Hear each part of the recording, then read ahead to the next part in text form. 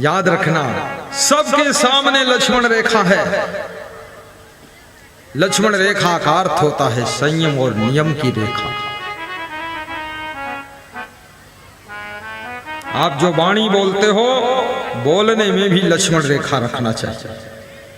किसके सामने कितना बोलना, क्या बोलना कि नहीं बोलना। एक आदमी मेरे पास आया, बहुत बड़बड़ कर बातें करने लगा, तो उसका दामाद साथ में बैठा था, उसने पैर में हाथ लगाया कि जरा चुप रहिए, गुरुदेव को प्रवचन सुनाने नहीं आए हैं हम लोग, सुनने के लिए आए, इतना नहीं बोलना है गुरु के साथ।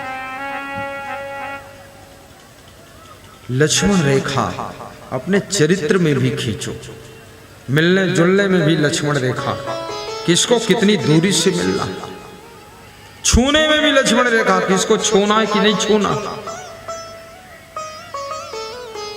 मर्यादा की रेखा ही लक्ष्मण रेखा। खाने पीने में भी लक्ष्मण रेखा बनाइए, क्या खाना क्या नहीं खाना। कपड़े पहनने में भी लक्ष्मण रेखा खींच लीजिए, किस तरह के कपड़े पहनना है। कोई नारी जब साड़ी पहनकर चलती है, उसकी सुंदरता और उसकी शोभा आकाश की ऊंचाइयों को छूती है।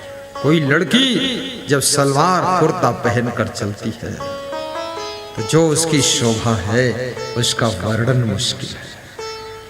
किस तरह की वेशभूषा, उसकी भी लक्ष्मण रेखा खींचो। साधु संत को भी अपनी वेशभूषा की मर्यादा की रेखा में रहना चाहिए। और खर्च करने में भी लक्ष्मण रेखा खींचिए। किसी जोश में आकर शादी विवाह में खाम खा खर्चा करके कर्जे में डूब जाना, ये बुद्धिमानी नहीं। इसलिए उसका नाम शादी है। शादी का मतलब प्लेन का मतलब बिल्कुल सिंपल ही होना चाहिए। आजकल जो कंपटीशन चल रहा शादियों में, शादी होने के बाद लोगों को पता चलता है कि बहुत बर्बादी हो गई, कर्जे में डूब गई, 5 लाख कर्जा लदा।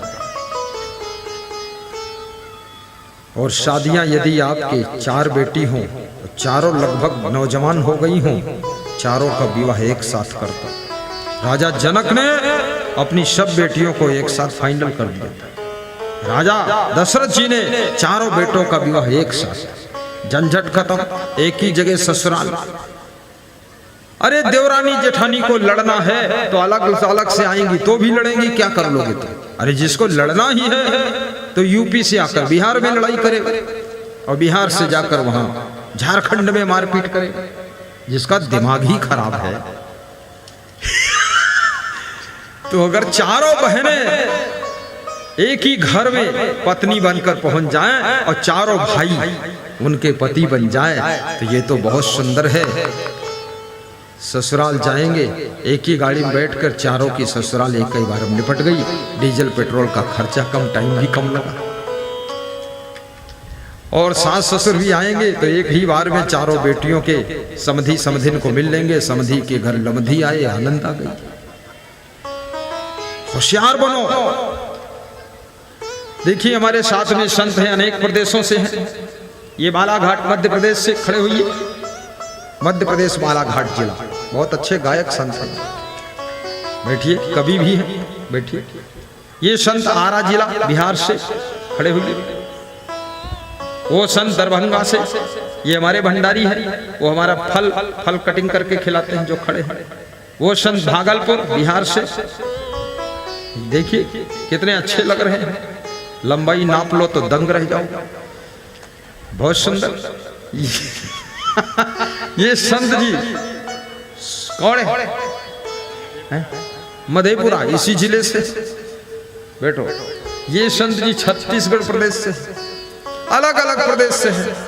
प्रेम से रहना है तो प्रेम से रह लेते हैं, नहीं तो कितने साधु भी कमंडल एक दूसरे को मारते, क्या करोगे? हाँ, बोलते रहते हैं, तेरा कमंडल मेरा कमंडल एक साथ खड़काऊंगा। लड़ाई हो गई। समझ नहीं है तो सगे भाई भी लड़ सकते हैं, बाप बेटे लड़ सकते हैं। विवेक नहीं है पति पत्नी झगड़ा कर सकते हैं। और जहां विवेक जागृत हो गया सभी के साथ में मेल बैठ जाता है, सभी के साथ में तालमेल बैठ जाता है और सभी के साथ में एडजस्टमेंट हो जाता है। क्या लेना क्या देना संसार में 2 दिन का मेला है। कौन घर उठाकर ले जाएगा कि जमीन ले जाएगा, क्या करेगा यहां से संसार में।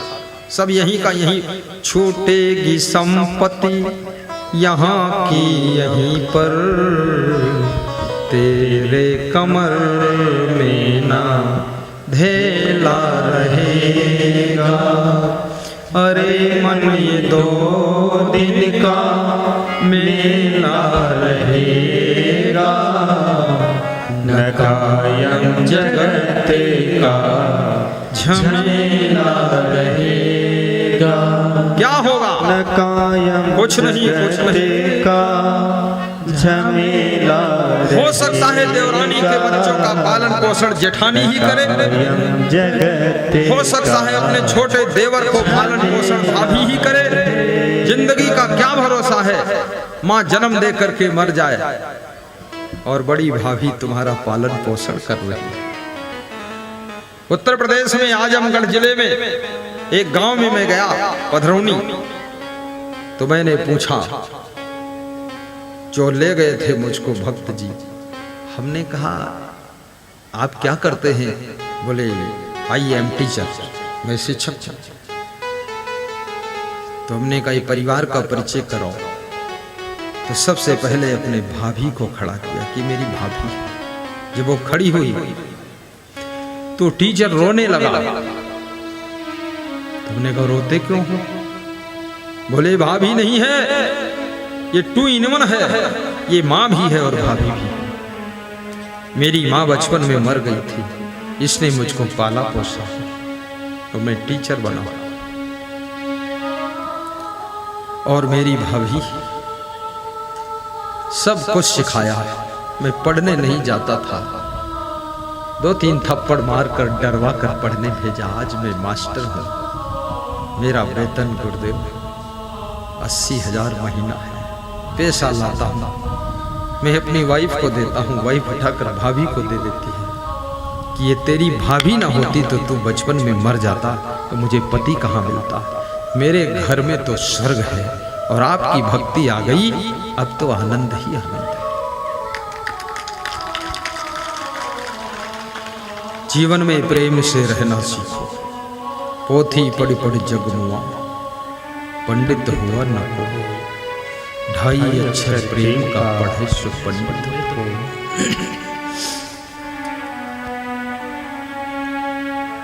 प्रेम में जो सुख है वो झगड़ने में सुख नहीं। बहुत जल्दी बंटवारा मत करिए। देवरानी जेठानी ऐसे रहो जैसे मधुमक्खियां हिल मिल कर रहती हैं। भाई भाई ऐसे काम करो जैसे चींटियां मिलजुल कर काम करती हैं, और सबके मन में भक्ति हो। बचपन में साइकिल पर अखबार बेचते थे। आज कोटा शहर राजस्थान में एलेन कोचिंग सेंटर के मालिक हैं, जिनका नाम गोविंद माहेश्वरी है, जिनके पास में 4 लाख विद्यार्थी पढ़ते हैं और एक विद्यार्थी की फीस 1.5 लाख रुपये है। 4 लाख और 1.5 लाख की गुणा कर लेना घर में जाकर, कितना पैसा बनता है। मैंने उनसे पूछा, मेरे आश्रम आए, कोटा में अपना आश्रम है, कि कैसे इतना विकास हुआ? बोले प्रेम से हुआ। हमने कहा प्रेम कैसे हुआ? बोले हमारे घर में भी गुरु है, भक्ति है। शाम को हम सब मिलकर भजन गाते हैं। मैं मंजीरा बजाता हूँ, मेरा भाई ढोल बजाता है, मेरे घर की स्त्रियां सब घुंघरू बजाती हैं। और आधा घंटे भजन हम गाते हैं, आधा घंटे प्रवचन सुनते हैं। हमारे घर में एकता है। 4 भाई हैं हम और 4 स्त्रियां, उनके बच्चे सब 16-17 है। सब बच्चे भी बैठकर भजन गाते हैं। मिलता है सच्चा सुख केवल गुरुदेव तुम्हारे सत्संग में, मिलता है सच्चा सुख केवल गुरुदेव तुम्हारे सत्संग में, गुरुदेव तुम्हारे सत्संग में, गुरुदेव तुम्हारे सत्संग में, भगवान तुम्हारे सत्संग में, गुरुदेव तुम्हारे चरणों में, मिलता है रामचरितमानस में एक चौपाई है, याद कर लेना, गांठ बांध लेना, रोज गाना। जहाँ सुमति तहाँ संपत्ति नाना, जहाँ कुमति तहाँ विपत्ति निधाना, जहाँ सुमति तहाँ संपत्ति नाना, जहाँ कुमति तहाँ विपत्ति निधाना। जहाँ सुमत है वहीं पर संपत है, जहाँ सुमत है वहीं शांति है। और सुमत तो प्रेम से ही होती है। राम लक्ष्मण भरत शत्रुघ्न के बीच का प्रेम देख लो। और राम तो प्रेम का रूप है। रीछ भालू बानरों से भी प्रेम करते हैं। आदमी नर से प्रेम नहीं कर पाता है और राम बानर से भी प्रेम करते हैं। और कबीर कीड़े मकोड़े से भी प्रेम करते थे। कबीर साहब कहते थे,